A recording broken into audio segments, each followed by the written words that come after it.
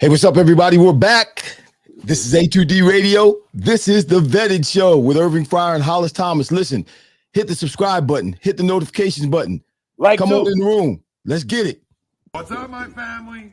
Listen, first-time listener, or you've been here the whole damn time. Hit that like, hit that subscribe, giddy up, let's go, no notes. That's my baby. That's my baby. We're going at it at 110%. I just want 5 minutes of happiness, please. Just give me 5 minutes. And they scored! They did it! What the hell was that? Oh, yeah! What the f*** are you talking about? Big dog, what's up, man? How you doing? I'm doing pretty good. How about yourself, man? I'm well. Good to see you, man. Once more and again, holler at the people. They want to hear from you. Yes. And I'm here to tell you about a place that was established in 1982. It's called Royal Billiards Recreation. It's one of the best. I'm not going to say the best. It's the ultimate place to go for your game room and man cave needs. They're celebrating 41 years of providing people with the best in pool tables, shuffle boards, bar, and kitchen stools, not to mention a tremendous throne that I always have to mention every time I'm doing this commercial. Shuffle boards, I said shuffle boards, bars, and tables, and let's not forget the hot tubs. Now, we don't know when our next remote is out there, but we will be testing out a few of those hot tubs, and also video games, and they have all those, like you see all of my ball of lights and stuff. They provide that type of stuff as well. And while you're out there, just say what's up to Marty. You can find them at royalbilliards.com, or you can visit them at 515 Bethlehem Pike, Colmar, Pennsylvania, 18915. Then tell them that you've seen it or heard it on A2D Radio from your boy the Tank, and take Marty some treats.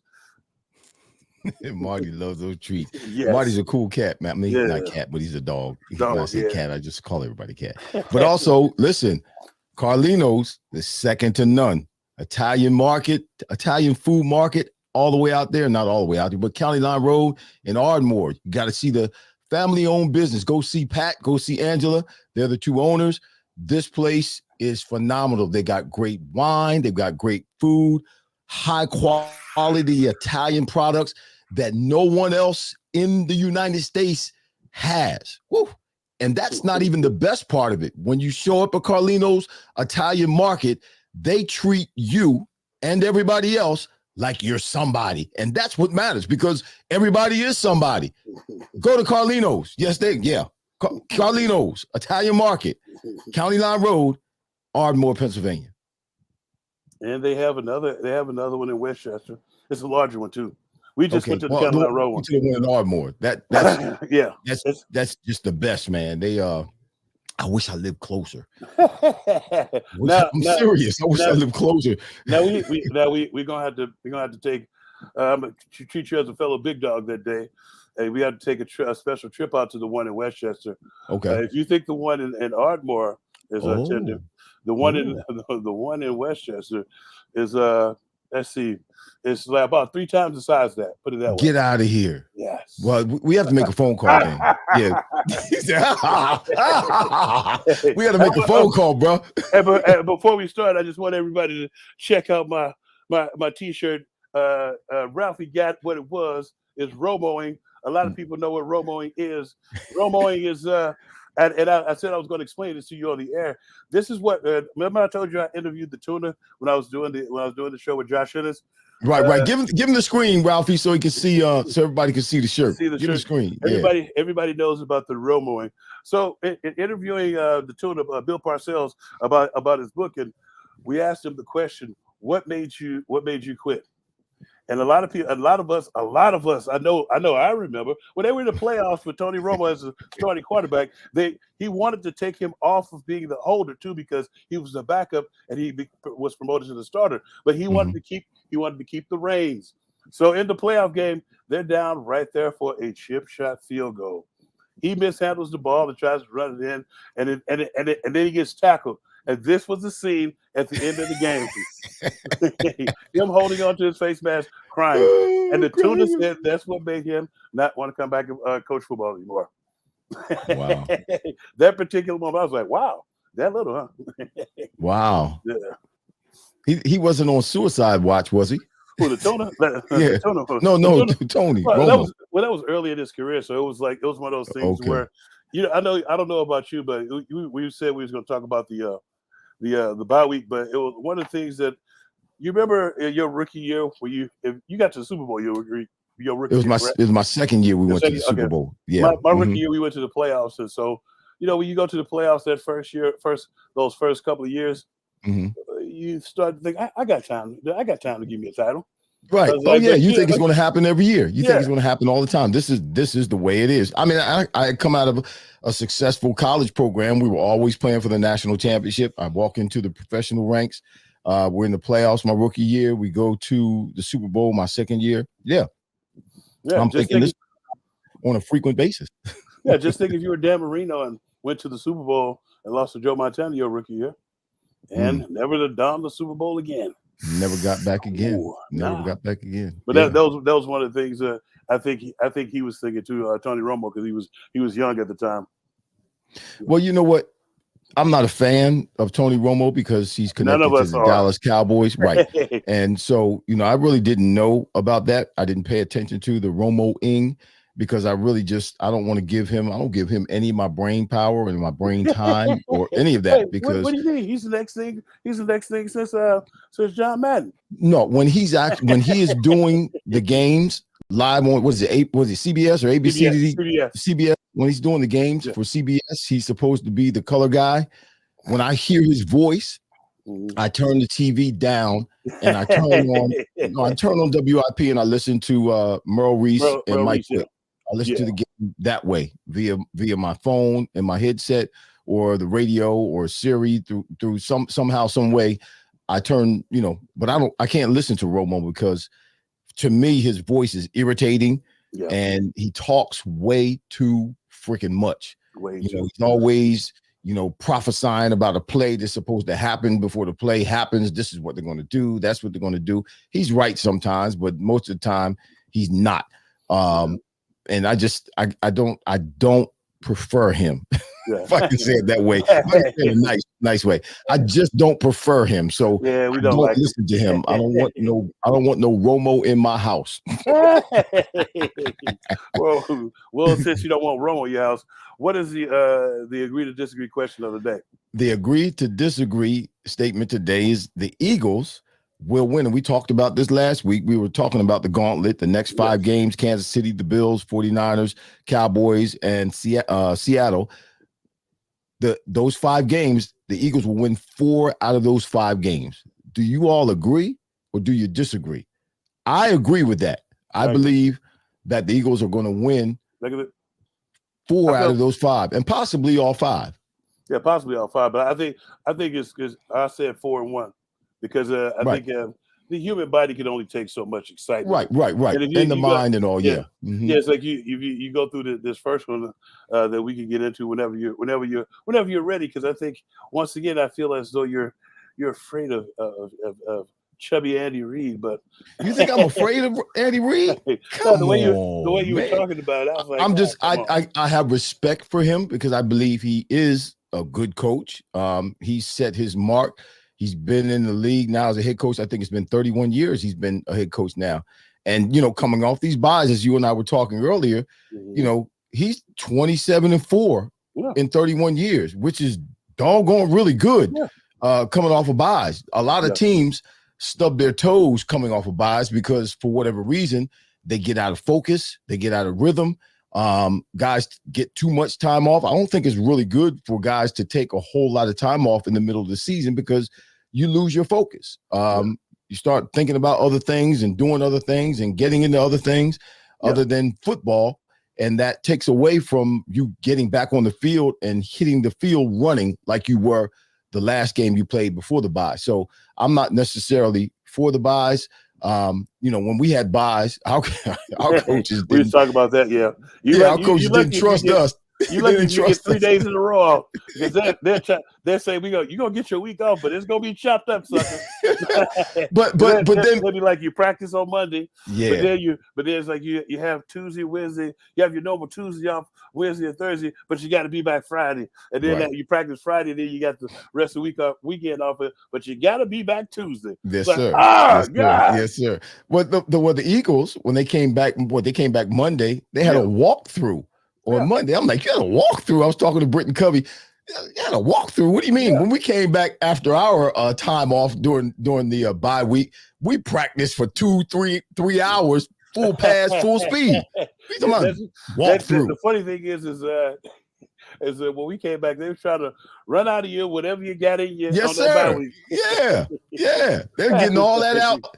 They're getting all that out in one practice, making sure you get. But what it did was it snapped you back. Right. It snapped you back into football mentality, because whatever it is you were doing while you were out, whether it was, whether you went on vacation somewhere to another country or went to Vegas and started gambling, or if you just sat around, in the house, if you had a family, you got kids and stuff running around all over the place. So it helped to snap you back. You were a small guy, so you didn't really worry about running as much as I did. As a big dog, when we came back, I would always look at the drill, because there were certain drills that weren't sure. Like the one drill that Jim Johnson used to always deploy was the pursuit drill. Yeah. And the pursuit drill means that we had to run. He hikes the ball.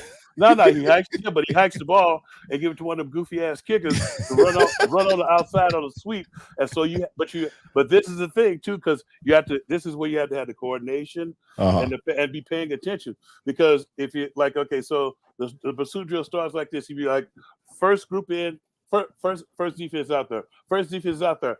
Everybody, all the other two groups have to be paying attention to the call.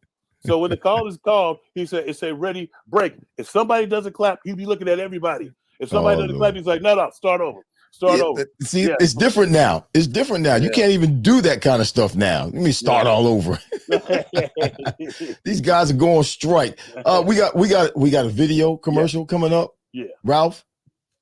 Give it to Royal Billiard and Recreation, proudly celebrating 40 years and our new, bigger showroom. Twice the size and twice the fun. More pool tables by Olhausen. More dartboard sets, including custom reclaimed backboards. More bar and kitchen stools that can change a room. And more bars, including pre-built and custom. Hot tubs, skee ball, shuffleboard, outdoor, and fun. Royal Billiard and Recreation, your ultimate game room store. Now located on Bethlehem Pike in Colmar.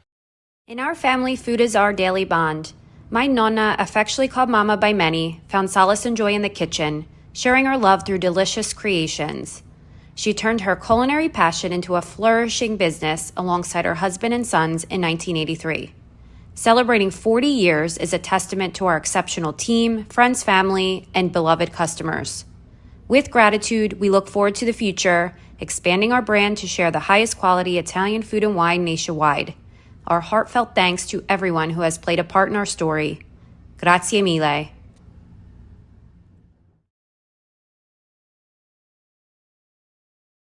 Grazie mille.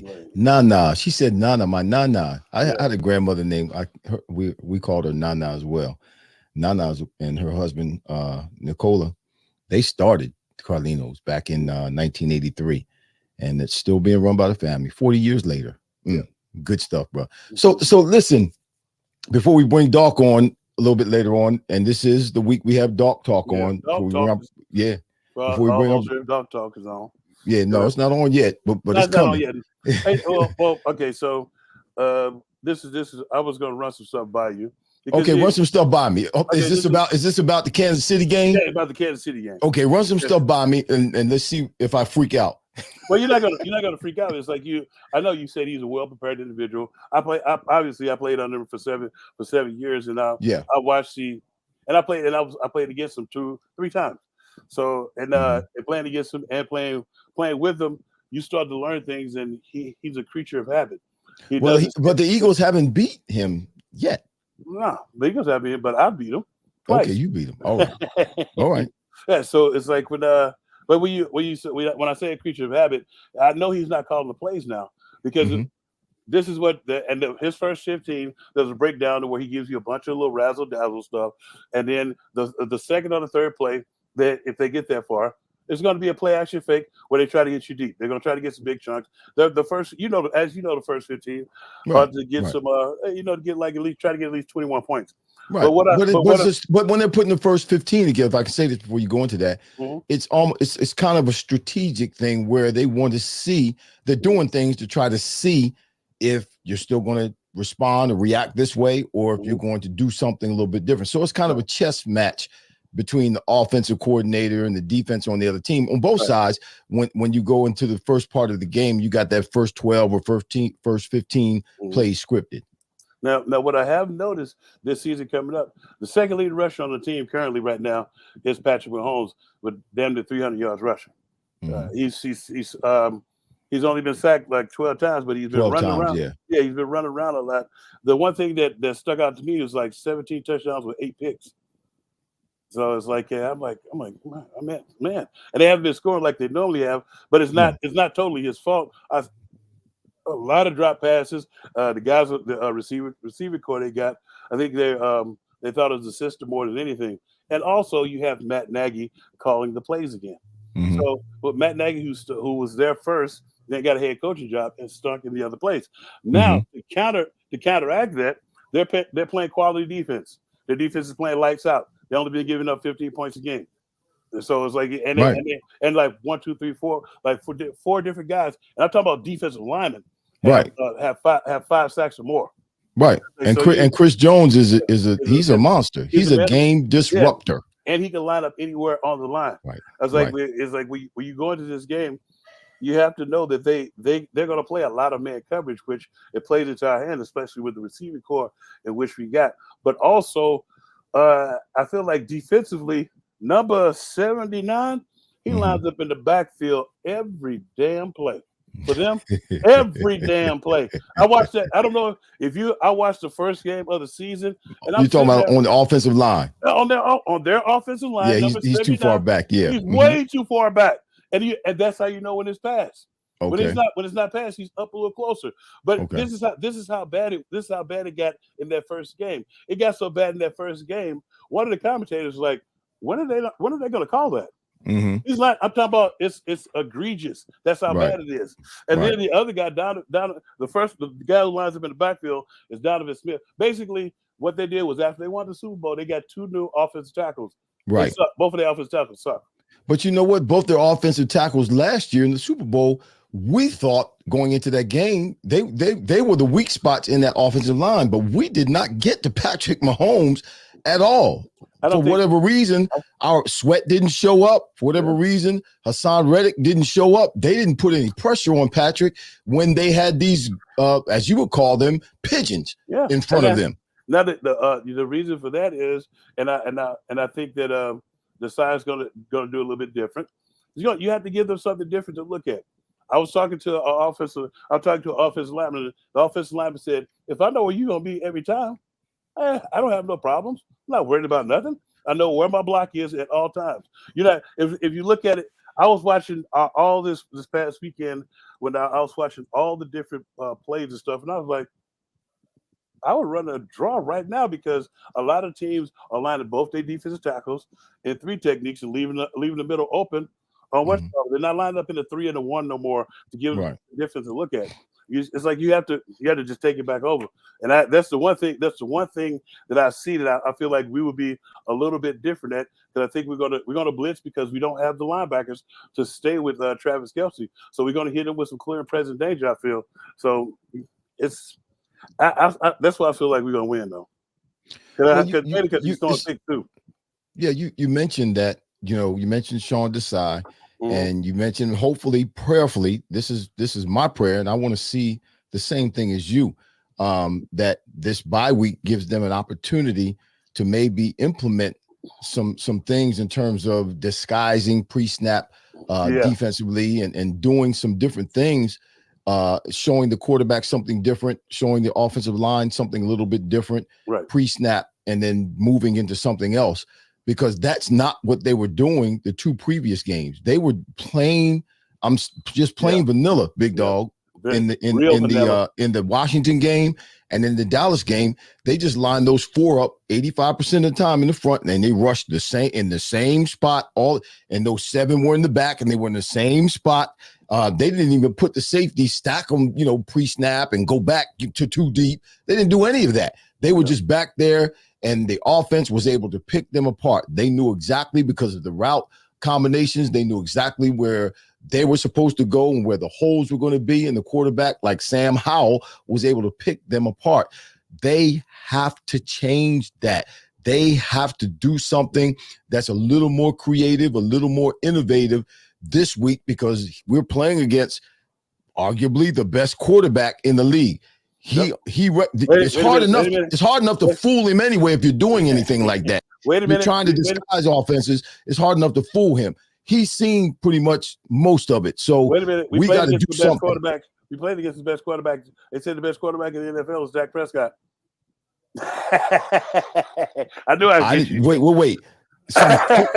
Let me say it this way. Some fools said that. That never came out of my mouth. I think I'm teasing you because it was I had it written down here. I was like, we had time to talk about delusional thoughts that I've been looking at on the sports media throughout the week.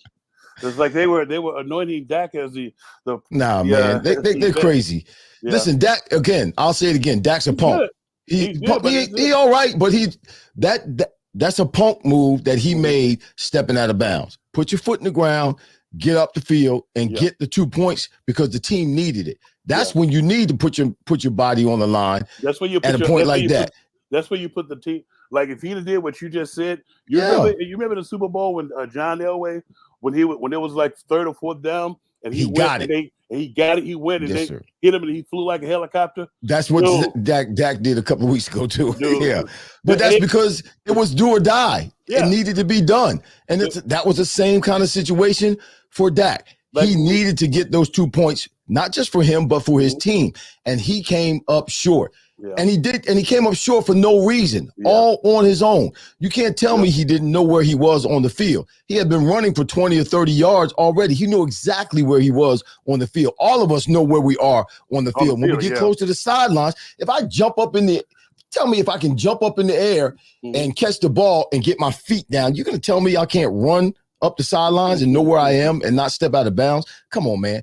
That was a punk move, and I'm very, very disappointed in Dak, and not that he was a good quarterback in my eyes or was a favorite of mine, but he really dropped to the bottom of the totem pole as far as I'm concerned. After they put another 40 or 50 burger on the Giants, everybody was anointing him. Oh, man. And they was talking about CeeDee Lamb is the best, and I was like, oh God. Well, CeeDee Lamb is good. CeeDee Lamb is in my top. He's my top five. He's my top 5 receivers in the league. He is good. Quit anointing people before they have a bit of consistency. See, they still call CeeDee Lamb Butterfingers. I'm just saying. Well, the only person I know who's never dropped the ball is one who's never had one thrown to them. So yeah. That's the pastor in you coming out. Is that the pastor? Okay, you never dropped the ball before? Yeah, but I didn't have to catch it. I'm a D lineman. It doesn't matter. You dropped the ball before, right? Yeah, they don't pay me to catch. They pay I didn't say they paid you to catch. All I'm saying is I'm stating the facts. The only person I know who's never dropped the ball is one who's never had one thrown to. Did you miss one that's thrown right in your hands? I missed one yes, I have. I didn't see it. No, you didn't see it, but it's one of the most embarrassing things in the world, dropping the ball like that in front of a whole audience of people, the whole world watching. I tell you the lesson I learned though when I tell you the lesson learned about a fumble that's on the ground. You do like they taught you at Pop Warner. Get on that sucker and fold up. Because somebody coming, yo. That scoop and score crap is only good if nobody's around. They coming. Listen, we got another commercial coming up. We're going to take a commercial break. Hit it, Ralph. Hats.com is the premier destination for quality and fashion-forward hats and more, with designs for every style and trend. Locally based and run by Philly sports team fanatics, Hats.com can help you elevate your hat John. Utilize the easy-to-use guides at hats.com to find your perfect size and style. And shipping and returns are free. Hats.com. Find yourself in a hat. Use code Philly for 15% off your order. Hats.com. Royal Billiard and Recreation, proudly celebrating 40 years and our new, bigger showroom. Twice the size and twice the fun. More pool tables by Olhausen. More dartboard sets, including custom reclaimed backboards. More bar and kitchen stools that can change a room. And more bars, including pre-built and custom. Hot tubs, skee ball, shuffleboard, outdoor, and fun. Royal Billiard and Recreation, your ultimate game room store. Now located on Bethlehem Pike in Colmar. All right, listen, we got Island Smoothie. That's Vinny Capriati's in the house. JD Stroll is in the house. DJ Charlie Rock 1212 is in the house. He says Tank Dawn. Yeah, that's my homie from college, Chuck D. Okay, wonderful. If you don't want your mail thrown to the trash can, you better say what's up to Chuck. Okay, what's up? What's up, Chuck? James Hicks is in the house. He's with us. Is that Burmy 777? He's in the house. Thanks for watching. I didn't say what's up to. I forgot to say what's up to Omar. I know he's running watching somewhere. Omar's from Bermuda. Oh, okay. Omar in Bermuda. Yeah, Omar came. He came over with the when the birds fly home for the last game. Okay. Met Omar. That was Omar's first trip since the pandemic. His wife. It was so bad. His wife was teasing him that she's like, "I know you ain't gonna go. I know you ain't gonna go." He's like, but he's on that plane. He's on that plane with a mask, though. I'm sure. Yeah. So before we bring in B-Dawk, what do the Eagles need to do? We talked about, being a little more innovative, being a little more creative. Hopefully this bye week has given them the opportunity to do that, given the fact they've had a bunch of injuries in the secondary in particular. And I think we're 28th to 29th. We're at the bottom of the barrel when it comes to defending the pass defensively. So hopefully the fact that guys have had a chance to heal up a little bit, develop some cohesiveness as a group. We can start the same defensive backfield for the next 3 or 4, at least through this gauntlet, hopefully. Right. Blankenship and Byard and Slay and hopefully Sid, Bradbury can get his act together, because Bradbury has been almost horrific, not quite horrific, but almost. And Sidney Brown. Yes, Sidney Brown. All of them. Eli Ricks. And then the one thing, let me throw this in there for you too, because it's like the one thing that I hope that they did was went back and look at some of the miscues and stuff in the defensive secondary, and also for the guys up front too. Hopefully the both coordinators, both of them, who are pretty much both in there at a young time. Young coordinators went back and looked at some of the things that they did right and a lot of some of the things that they did wrong.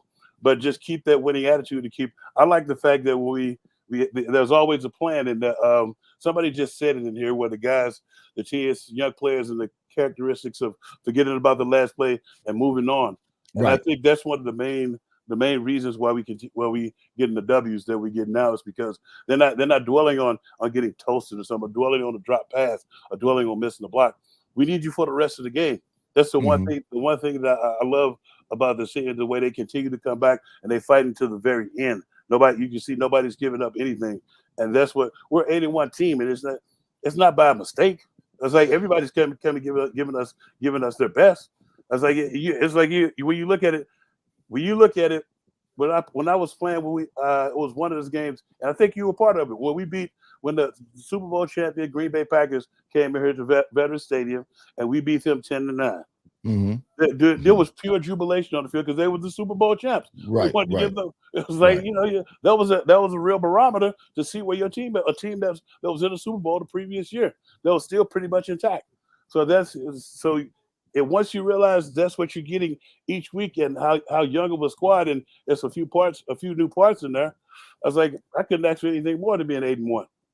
Well, let me say this, and this is one of my observations, and I haven't said this up to this point, but I'm going to say it right now because I believe this is a part of the problem with the secondary, with the Eagles, all the way back to, I've been watching this all the way back when it came to Cooper Kupp and then you talk about CeeDee Lamb and even McLaurin with Washington. Right.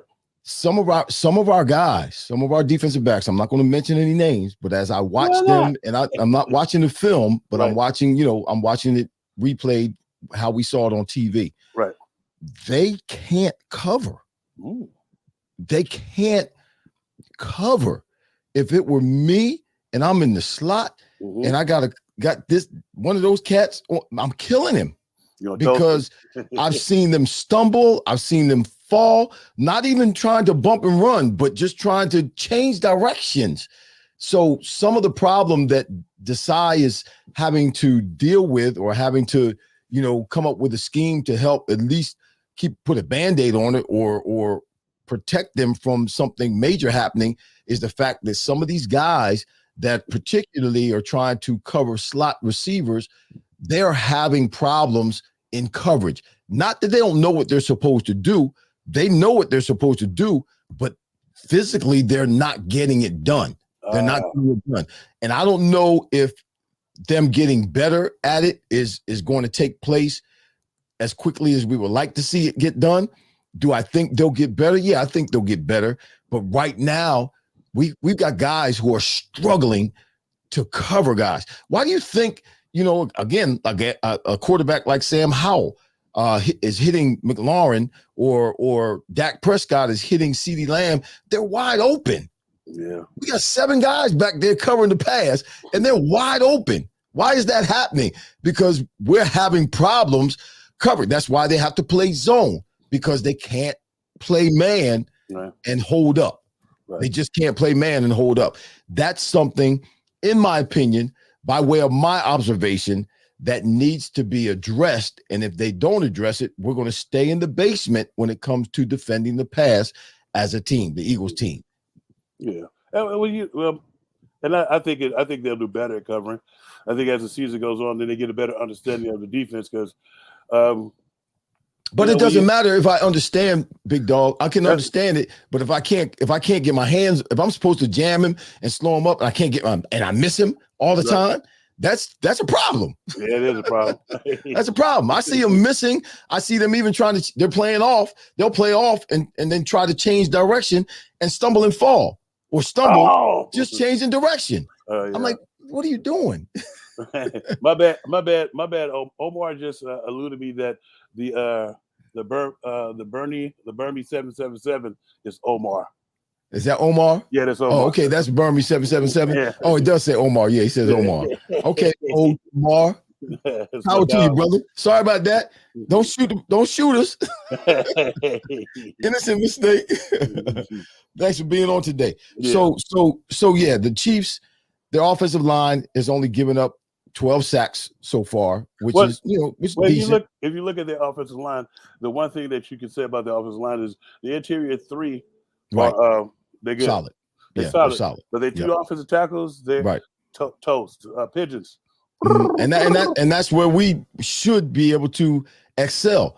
We got Sweat on the outside. We've got Hassan Reddick. And by the way, let me say this about Hassan Reddick. I just saw a stat. He's got 7.5 sacks in the last 6 games, but he's got all those sacks since he got the cast off. Yep. Yeah, okay. I'm just talking. I played. I'm telling you that cast was getting in his way. It was bothering him. I played. Well, okay, it was bothering him. It wouldn't bother me. Well, no, you're different. You're a beast. You're different than Hassan Reddick. So it's like I played my whole career looking like Oswald Cobblepot. You know what it is? No, it sounds funny though. Who's Oswald Cobblepot? The Penguin from Batman. The Penguin. I'm supposed to know who he is. Oswald Cobblepot. The one with the little cigarette thing out of his mouth and the eyeglass. Yeah, and he had his hands was like this. Oh, okay, penguin hands. I would take these 2 together and these 2 together. Well, listen, I played many games with all these fingers taped together. These 2 taped together on this hand, these 2 taped together in this hand, these 2 taped together in this hand, and looking like him too, just like this. I played many games like this. That's why my hands look. That's why my hands go like that so easy. I just saw that Dawkins is ready to go. Doc's ready to go. Yeah, he's in the house. He's in the house. I know everybody else. That's what you've been waiting for. Those of you who have tuned in, we put it in the message earlier or the heading that today is Dawk Talk. So let's get right to it.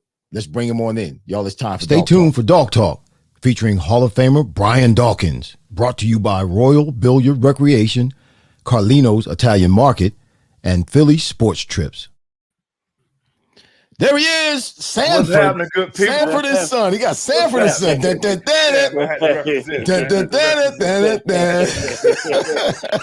happening? What's happening? What's going on? I love Sanford and Son, man. Wait a minute, Doc. You watch most of Sanford and Son or all of Sanford and Son? I can't say all. I don't know if I've watched all, but I've watched a great. Did you know that Mr. Miyagi from Karate Kid played Achu on Sanford and Son? Yes. Yes. A lot of people didn't know that. I was cracking up. Yes. I love Mr. Miyagi, man. That's a cool dude. Mr. Miyagi was no joke. So as I've been listening to you cats, first of all, yes, Irv. So I played a little while in my career with Cass at different times. I broke my wrist at one time. Matter of fact, you remember back in the day, I broke my wrist. Yep. So I had to get some of that. That's because you always swinging it at somebody. You always trying to swing it, trying to hit people, swinging your arm. Hold on. Tell him that now. That I do remember this. It was a time when I would be taping my hand up, and Dawk would be coming in there with his cast to put on his hand. Because once you break it, and then you start wearing that cast, you kind of feel naked without it, like you know. So tell him, Dawk. So you get they give you some of that medication to kind of numb the area a little bit. So yeah, you can go out and still have some fun out there on the field. But I'll tell you that the club that I had, and Eagles fans, close your ears when I say this. When I went to Denver, I had the bowling ball on my hand. Ooh. It was a weapon. It was a weapon. Yes, sir. Boy, they messed up giving me that. Matter of fact, I was kind of mad when they said I can't wear it no more. I was like, I can't wear it no more. No, you can't wear it no more. Did they catch you before the game? So, say again? They caught you before the game because they did all the testing stuff, you know. Okay. But I was able to wear that club in the game, and yeah, it was. Let's just say this caused many a fumble. This caused many a fumble. Some stuff went down. I just say some stuff went down, Jack. It went down. Yeah. Broken ribs. Get them. So what you got for the folk today? What you got for us today? So as I reflected back, first of all, over this week, the bye week, and I thought about that from a long view for people who are going about their everyday lives, right? So at different times, you have to have bye weeks in your life. And what I mean by that is time to reflect on what your goals are, because in the beginning of the season, I talked about going into the first game during the off season. We have met with coaches and we have met with ourselves and watched film so that we can come up with a game plan or some goals for that year. So this is a period that you get to that place that you look back and say, so how am I doing with these goals? How am I doing with the things that I said that I wanted to do up until this point? So to be able to reflect back on those things, and it's very important once again to do that. I say do it at least once a month. You know, there are some people that do it once a week. You know, some people do it at the end of the day, right? But whatever you do, you have to look back inside, ask yourself questions like, have I been doing what I said that I was going to do? Have I did it? Did I give my very best effort at it? Right? Ask yourself those questions. Because right now, what the Eagles coaches are doing, they're looking back over their self-scouting. They're looking back over all of the things that happened to this point in the year, and then they're coming up with the game plan going forward of how we could potentially fix things that needs to be fixed, right? And then also, how can we utilize some things that we didn't thinks guys could do, because sometimes things jump off the film. You're like, wow, we didn't really expect him to have that much success doing that. So now they can probably implement some even new game plans into the equation to be able to unleash that on teams going forward. So going back, make sure that you create in your schedule to meet with yourself, time in your schedule to meet with yourself, to, like I said, have many bye weeks so you can check on yourself, check on your mental space, right? To make sure you're doing what you need to do, taking your time for yourself so that you can be your absolute best when you go into whatever situation you go into. That's cool. That's good stuff, man. And that's important. You know, we get to ripping and running and trying to, chase the bag and pay bills, and stuff starts happening. And before we know it, we're taking care of everybody else and not taking care of ourselves. You can't be an asset to others if you're all jacked up. Yeah. You can't give from an empty basket is how I heard it. Can't get nothing from an empty basket. That's good stuff. Like getting blood from a turnip. You can't get blood from a turnip. I know, that's what I'm saying. You so practical, man. I thought we were in the circle of trust. Absolutely. And so, as I thought about that, once again, each one of you remember your bye weeks. Oftentimes, to be honest with you, for myself, I was hurt up, so I had to stay around and get treatment to make sure I can go play the next week. But again, taking that time and using that time wisely to be able to not just heal up, but also to check yourself, check your progress throughout the time so that you can always reach your goals, man. We want to be the type of people that reach our goals. I know I did. I had my goals in the beginning of the season, and that was an opportunity for me to check where I was, check the progress of what I've been doing, and also to look back. I was self-scout as well, right? Some of the things I needed to get better at, some of the areas that I needed to kind of think about, concentrate on, to make sure that the mistakes in the first couple of games, first 5, 6, 7, 8 games, they do not happen in the last push to the playoffs, because that's what it is now. This is the push to the doggone playoffs. Right. Push to the playoffs. Right. Just in what you're saying, it kind of just brought up to my mind, Dawk. Yes, the bye week, our personal bye time, we take time to reflect on our lives and address those things that we want to do and examine ourselves. But it's also a time for healing. In the NFL, oftentimes teams will take that time, or most of the time, it's a good time to heal up, to try to address any injuries or any hurts or any pains that you have, so that you can continue the race down the road. So it's also a time in reflection, yes, to assess ourselves, but it's also time in that assessment to address anything that needs to be healed, whether it's psychologically, whether it's emotionally, whether it's physically, whether it's relationally, whether it's financially, whatever it might be. We need to take that time, like you said, whether it's once a month, whether it's once a week, to get that healing that we need, so that, again, we can be as healthy as we can be in those different areas of our lives, so we can achieve those goals that we set for ourselves, that we're assessing ourselves about. Yeah. And to like let you into my mind space. This is something that I reflect back over the day every day. Like I reflect back over the things that I've accomplished that day, the things that I said that I was going to do. Again, did I do them? Did I give my very best effort at them? If I did not, right? Because if I didn't give my very best effort, and you both know this, if an offensive, defense, or defensive coordinator calls a play, and then nobody goes at the 100% speed, right? Or a couple guys they don't know if the play didn't work, or is you wasn't going full speed, right? So in those instances, we have to be given the best effort you can into those areas. And you also mentioned something else, Irv, is that when you check on yourself, you have to be honest with yourself. Yeah. You cannot, don't sugarcoat stuff. Be 100% brutally honest about what you need to do, especially when it comes to things like your health, man. Like your mental health, obviously your physical health. Am I sleeping? Am I staying hydrated? Not hydrated with some of the other beverages, but yes. Not hydrated with libations. Well, whatever do you mean? But are we saying the other type of hydrated the majority of the time, right?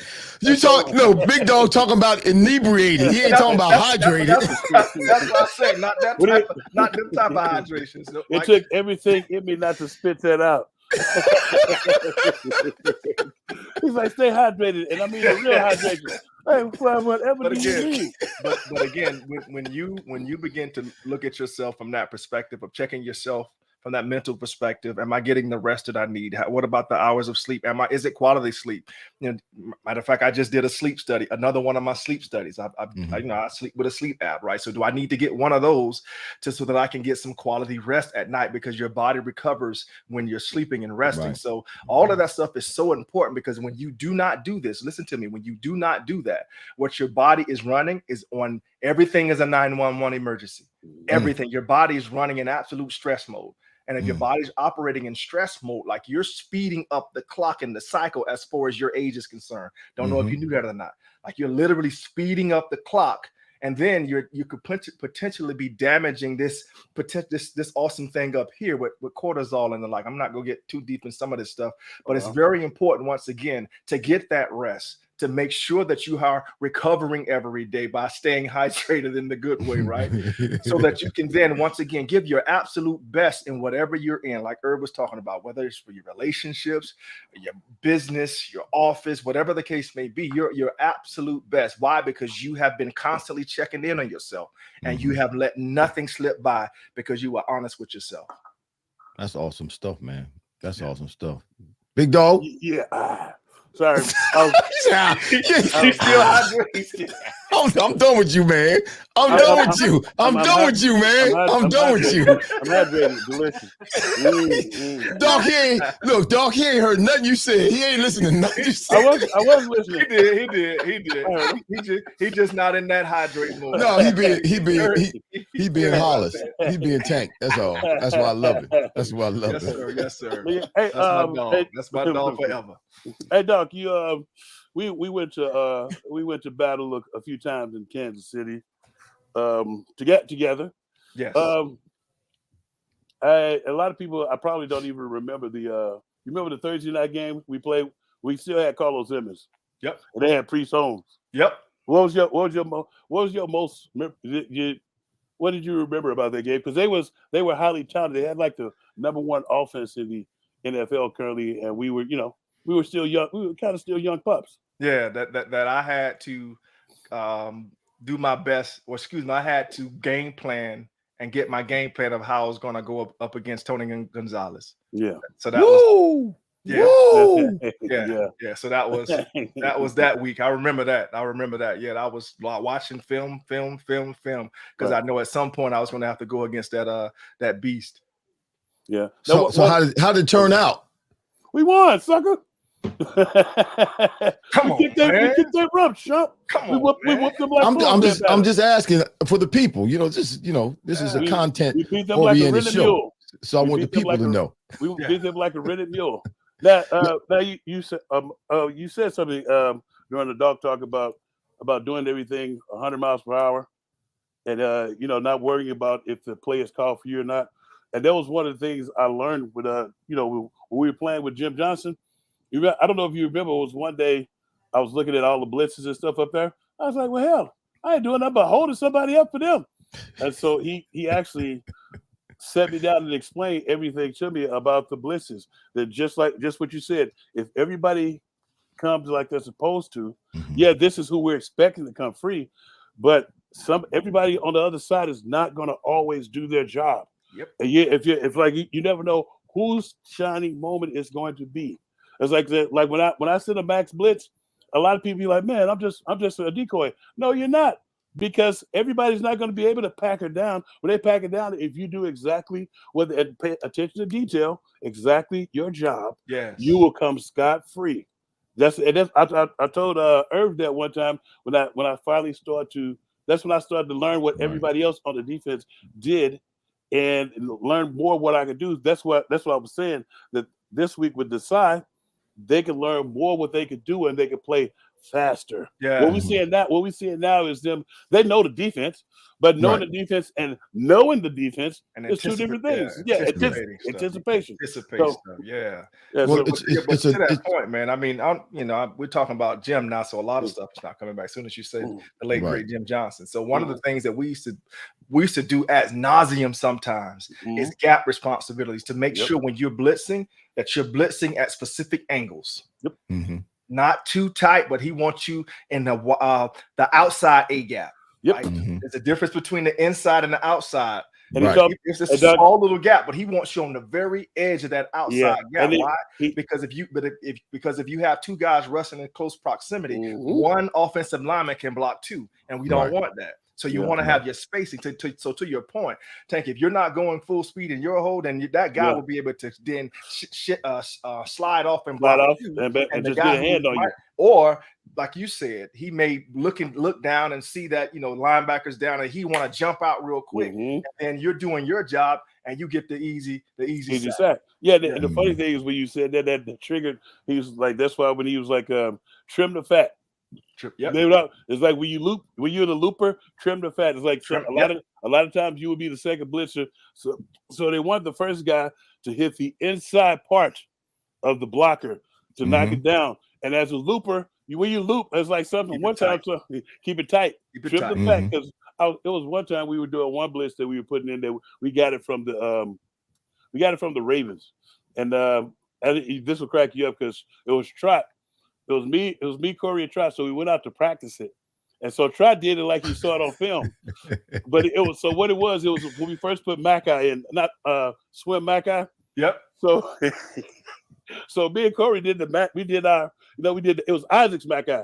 So we did the Isaac's, and we standing back there, and then about 5 or 6 seconds later, Trot come running up and down. So Tommy was like, "Is that how you gonna run it?" He's like, "That's how Ray Lewis ran it." He's like, nah.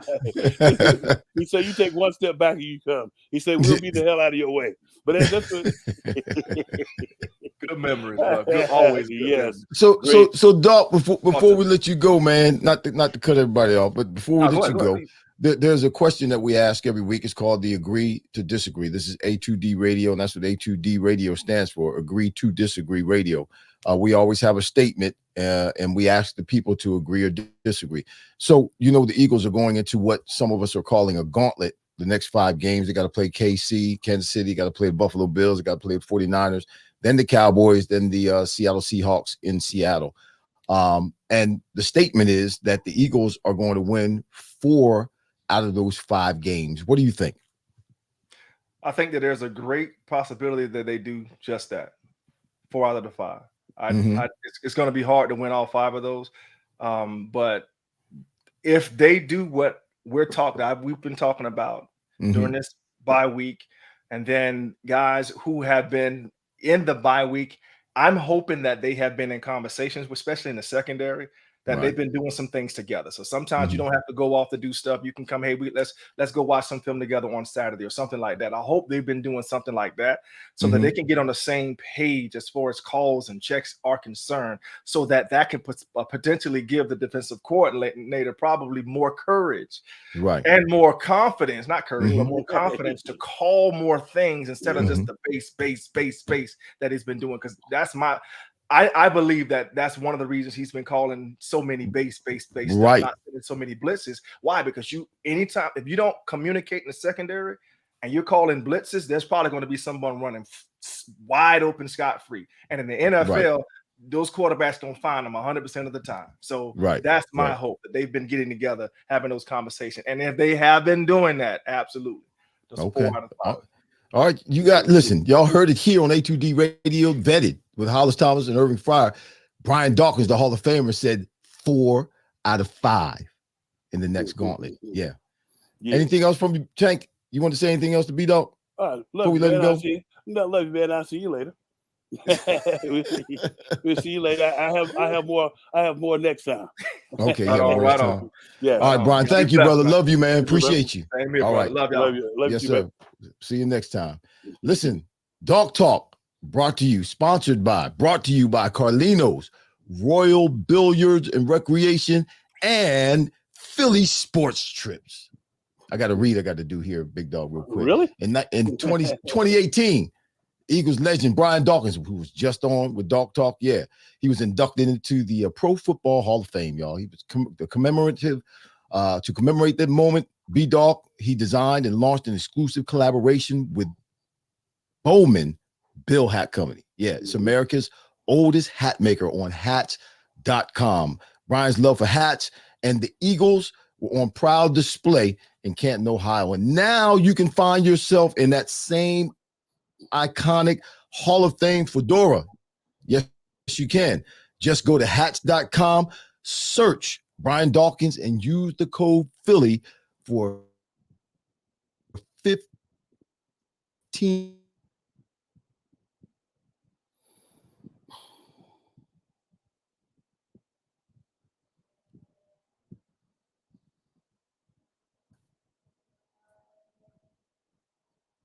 I can't hear me.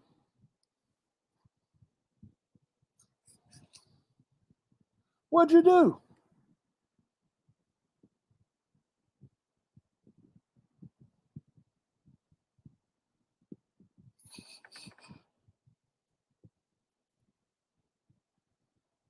Hello? Uh-oh. Is that me or you? There we are. Big Dog, can you hear me? Yes, I can. Okay, there we go. Everything's back in place now. I don't know what was going on. Yeah, I was like, is there a glitch in the Matrix? What the?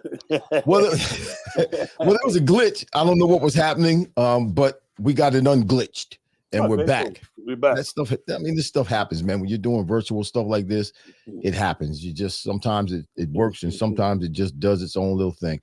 So, Big Dog, you got some history for us, but you got to read before that, huh? Yeah, I got a little bit of a read. I got Philly. Here you go. We got This Day in History is brought to you by Philly Sports Strips. Philly Sports Strips is one of the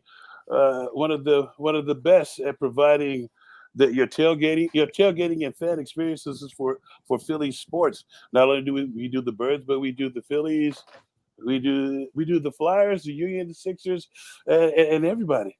But this day, you can find all the trips and all our events on phillysportstrips.com.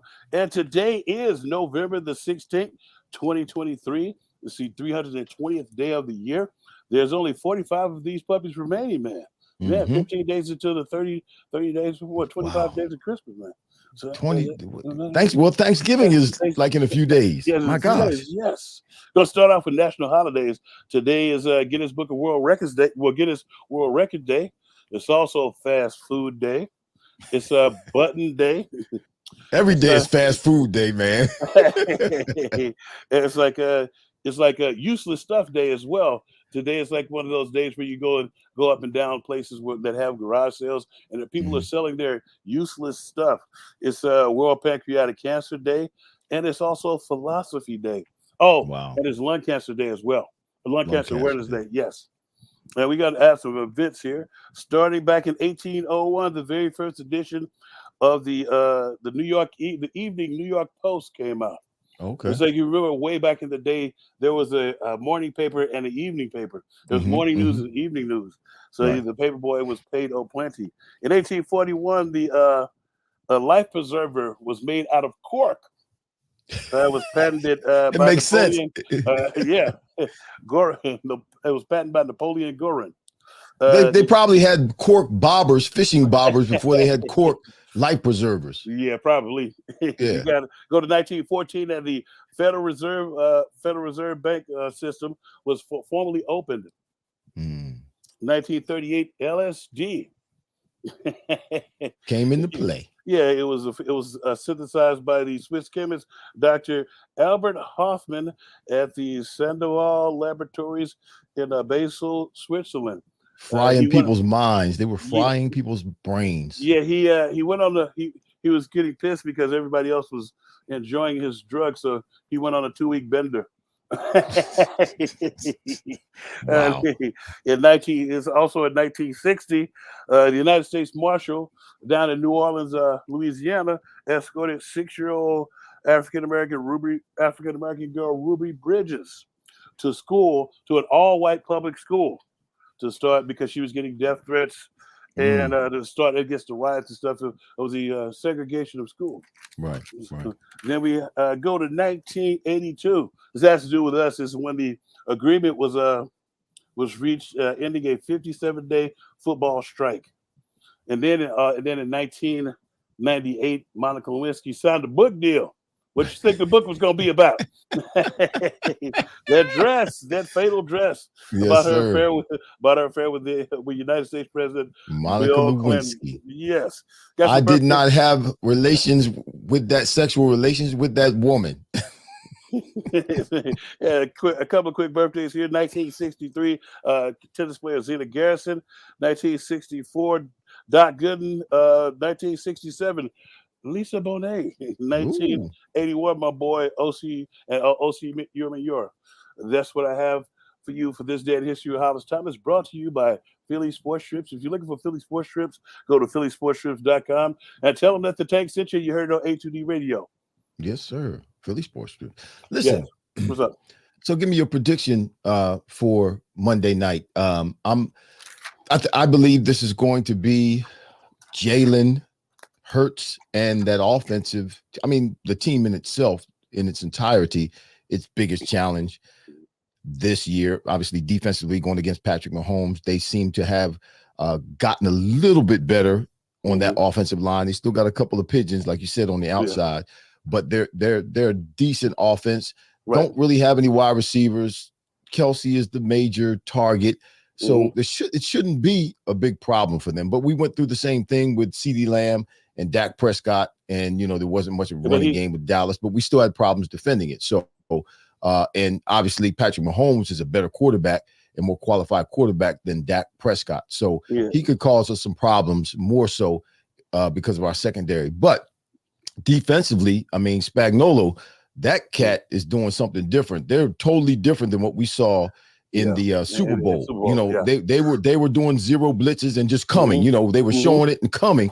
Now they're kind of showing a whole bunch of different stuff and doing a whole bunch of different things. So now Jalen's ability to recognize pre-snap and identify once the ball snapped, and the receivers and the linemen, there's going to be a challenge for them to be able to make sure they're blocking the right people, make sure they're calling the right schemes that pertain to a run or pertain to a pass play.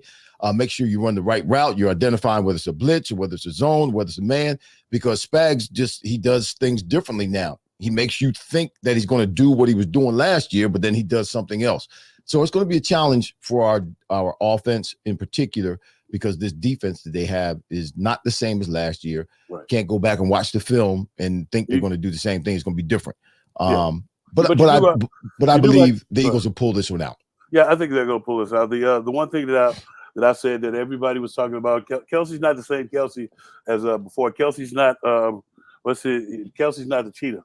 He's not a deep threat. Yeah, he's no longer a deep threat. It's like you bang him on third down. You bang him and let him and double him on third downs, red zone, and 2-minute drills. Then what else you do? You stop the run defensively. You stop the run.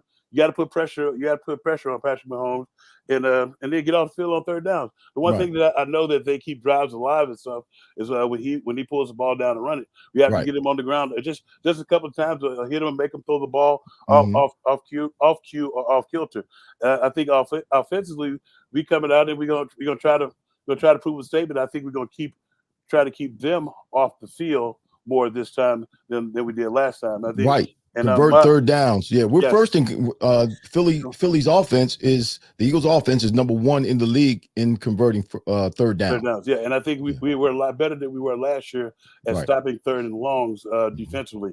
So I got to be in a knockdown drag out at the beginning, but I got it Eagles 31, Chiefs 24.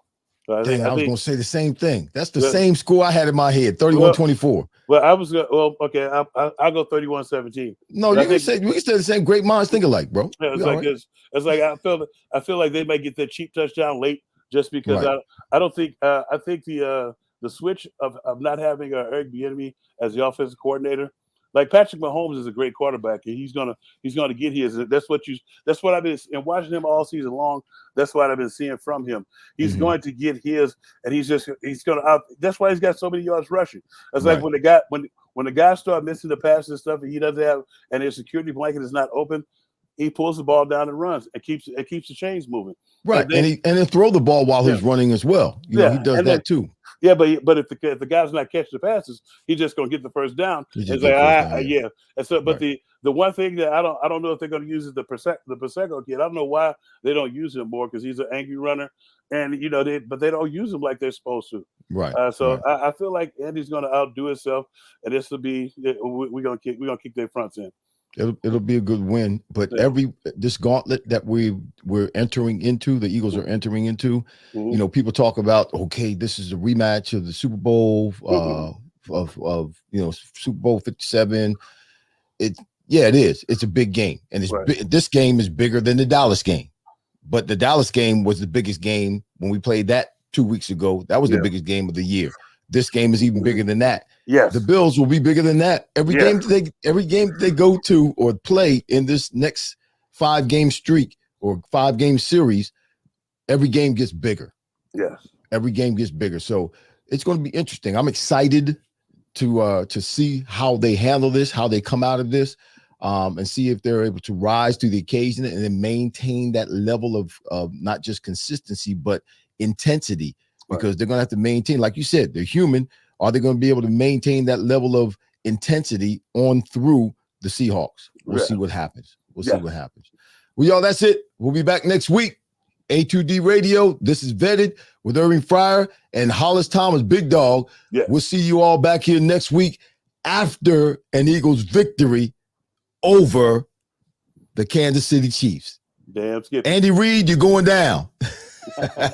We'll see y'all next week.